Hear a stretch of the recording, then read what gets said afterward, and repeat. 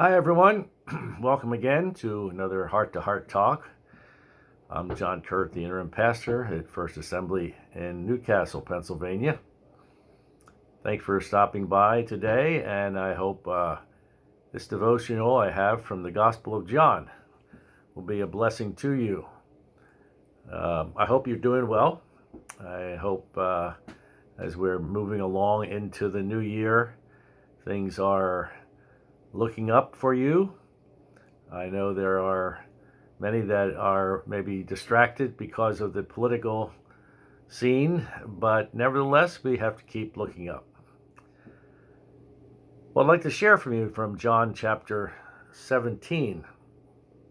And I'd like to begin today by asking you a question.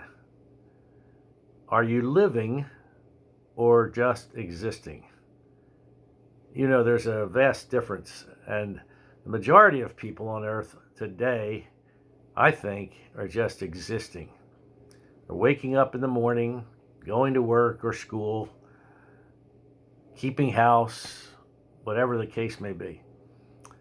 They're going about their business, but they have no real sense of purpose in their lives. It's just like they're going through this maze in life, and their happiness and fulfillment in life depends largely on their circumstances or their achievements. And if they were completely honest with themselves, they would have to admit that inside there's a kind of an emptiness. And that is existing. Christ came, however, that we might have life and that we would have it more abundantly. And if we're going to experience this kind of real life, we must look at what Jesus says and his example, because he is the source of life. Well, in John 17, Jesus is at the end of his life. He is facing the cross. He uttered these words either on his way to Gethsemane or in the upper room.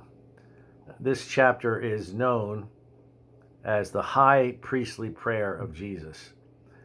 And in this first verse, Jesus begins to look to God as he faces his hour of darkness.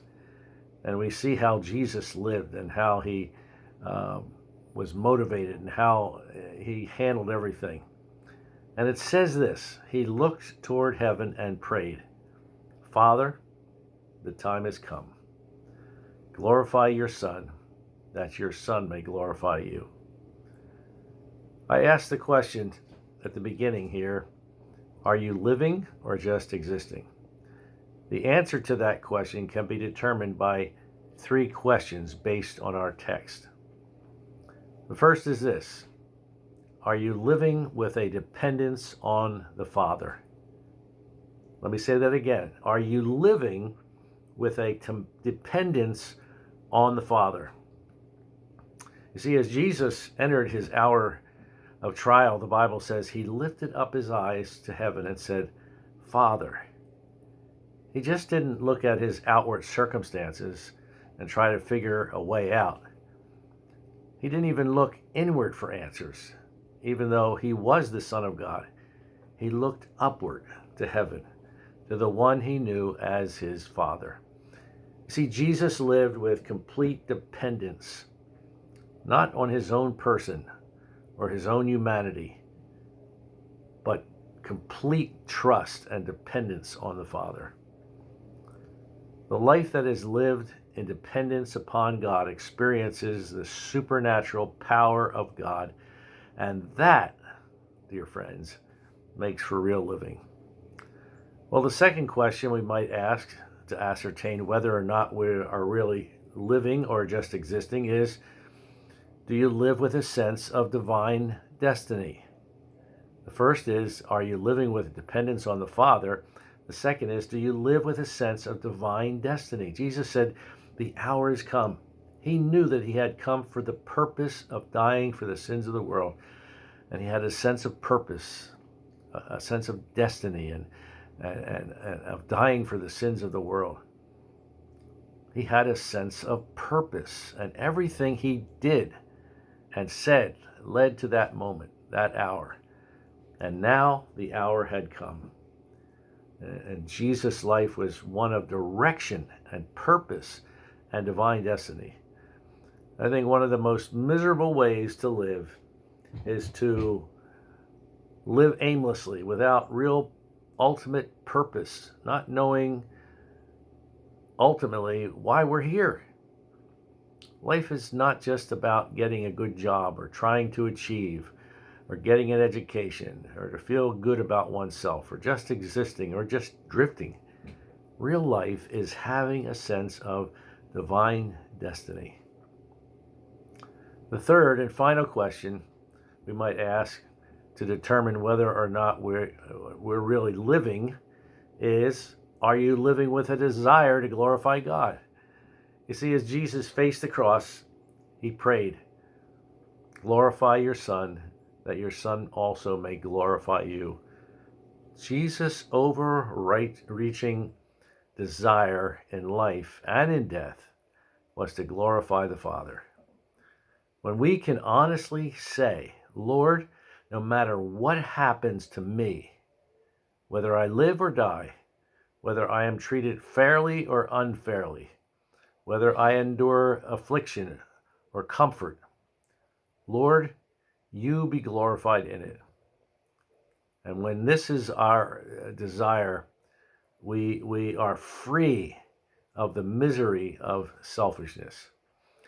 And this is what Jesus means when he says, whoever desires to save his life will lose it.